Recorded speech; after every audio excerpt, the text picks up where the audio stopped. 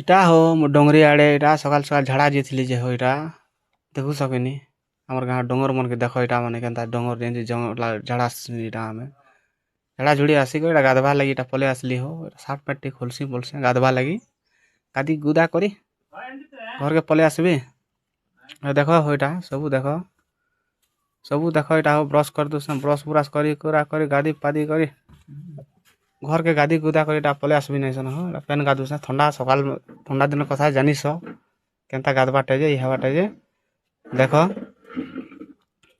ବୁଆ ଯେନ୍ତା ଥଣ୍ଡା ଲାଗୁଥିଲା ଯେ ନି କହ ଧର୍ ଧର୍ ଗାଧି କରି ଇଟା ପଲେଇ ଆସୁଚେଁ ଘର୍କେ କେ ଗାଧ୍ଲି କେ ନି ଆଏ ବଲିଆନ୍ ଇଟା